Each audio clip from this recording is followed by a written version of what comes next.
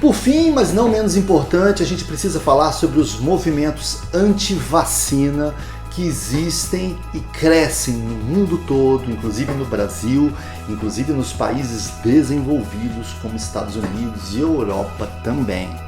Pesquisas de opinião indicam que o número grande de pessoas, algo em torno entre 20% e 30% das populações da maioria dos países, dizem que se recusarão a tomar a vacina contra Covid. Na Rússia, esse índice beira os 50%, mas na maioria dos países ele circula entre 20% e 30%. O Brasil era um dos países com maior taxa de aceitação inicial à vacina, mas deu uma piorada nos índices e hoje em dia está entre 25% e 30%, mais ou menos em linha com os outros países também, não é? Mas antes que a gente se apresse, em vacinar ou criticar essas pessoas em que dizem que não tomarão vacinas, é preciso a gente ter empatia e compreender quais são os argumentos delas ou o que elas dizem para não tomar as vacinas.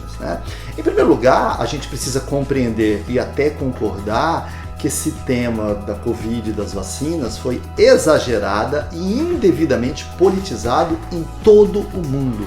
Em todo o mundo, líderes, governantes utilizaram, talvez no limiar do indevido, a pandemia como plataforma política. E como a classe política, de um modo geral, em todo o mundo, não goza da maior taxa de credibilidade e transparência, esse processo acaba ficando um pouco contaminado e as pessoas acabam ficando com um pouco de suspeição sobre esses processos da pandemia e da vacinação. E nessa guerra de versões e contraversões, dos inimigos políticos e tal, quase sempre a verdade e a transparência acabam sendo as primeiras vítimas.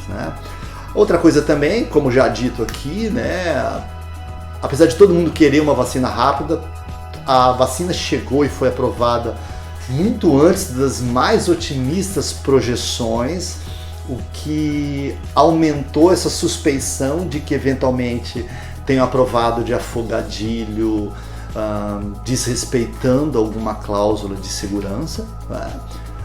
Em terceiro lugar também é o óbvio, as pessoas não vão voluntariamente a um posto de saúde levar o bracinho do seu filho pequeno aí sem ter certeza absoluta do que estão injetando dentro do braço do filho, de quais são as consequências. Então, essas três razões iniciais são legítimas, não dá para criticar. Essas três razões, as preocupações das pessoas são legítimas. É preciso a gente entender isso, ter essa empatia de compreender isso.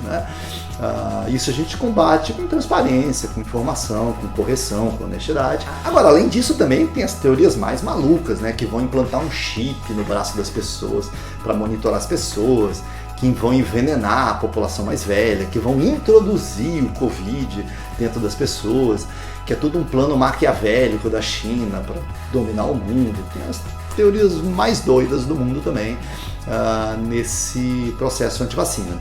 Nos Estados Unidos tem também uma coisa que está sendo muito evocado, é o direito individual a adotar as próprias escolhas, de escolher o que vai fazer com a vida. Ou seja, eu tenho o direito individual de decidir se eu me vacino, se eu não me vacino, isso é um direito meu, o que de certa forma é bastante coerente, faz todo sentido também, sobretudo na sociedade americana. Mas a realidade é sempre muito mais multifacetada e complexa. John Stuart Mill dizia aí lá no século XIX, que não existe direito individual de causar dano ao outro. Eu tenho o direito de não me vacinar, mas será que eu tenho o direito de contaminar a minha vizinha grávida que não pode tomar vacina e que todo dia eu encontro com ela no elevador do prédio? Então essa é uma questão complicada também. Esse tipo de polêmica acaba alimentando um debate sobre a obrigatoriedade da vacina. Eu particularmente não gosto muito dessas coisas obrigatórias impostas pelo Estado, acabam surtindo efeitos contrários.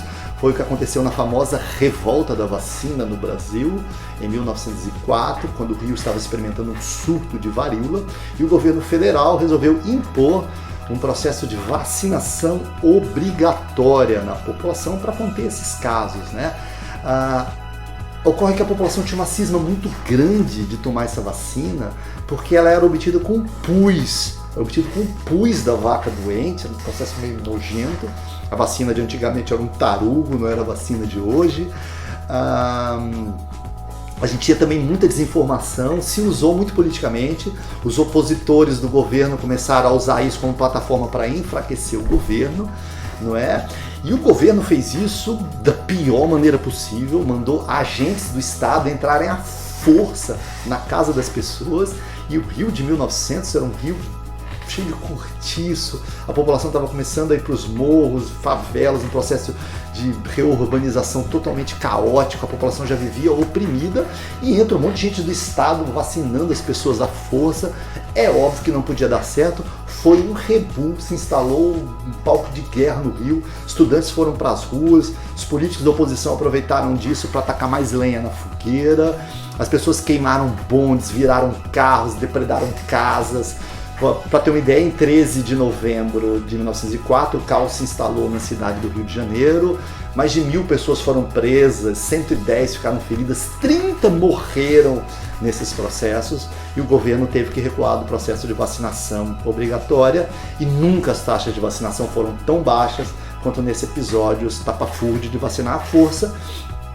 O que aconteceu foi que 3 anos depois, o Rio experimentou um dos piores surtos de varíola da sua história, mas aí a população amedrontada correu para se vacinar também.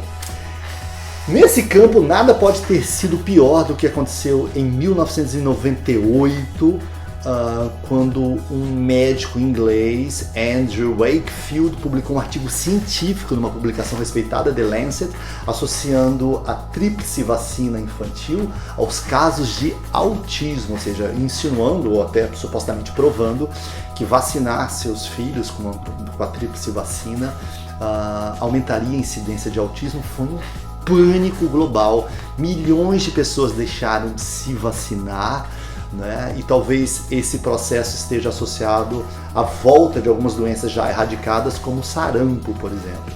Um tempo depois se descobriu que esse estudo se tratou de uma fraude, ou seja, não foi um estudo mal feito, metodologicamente mal embasado, foi uma fraude, não foi um erro, foi uma fraude deliberada, né?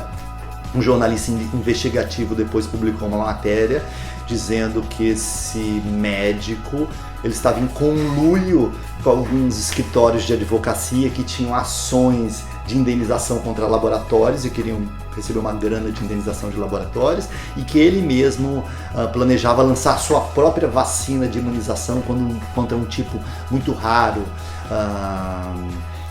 específico de uma patologia lá que era a especialidade dele, ou seja, mas ele prestou um tremendo desserviço, ele teve que se retratar, ele, o autor dos estudos, dizendo que de fato ele errou, que era mentira, que não era aquilo, se retratou publicamente, perdeu a licença médica para atuar, mas os efeitos foram terríveis, milhões de pessoas no mundo deixaram de se vacinar, muita gente tem medo até hoje que vacina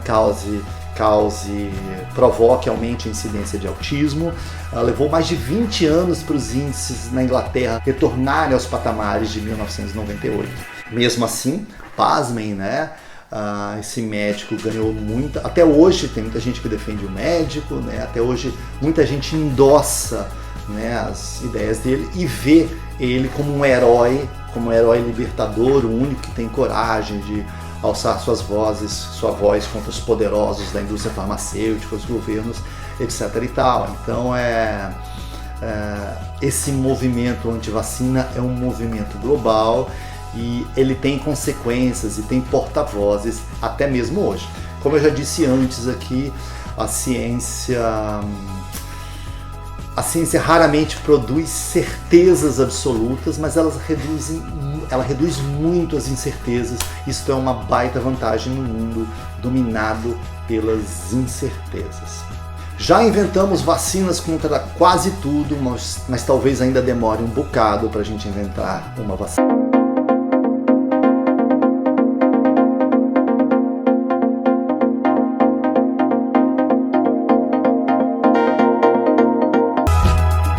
Espero que você tenha gostado do vídeo de hoje. Se gostou, não deixe de compartilhar, curtir, assinar nosso canal e indicar para os seus amigos. Não deixe de fazer isso, porque essa é a única vacina para o canal da Revolução Prateada não cair no esquecimento.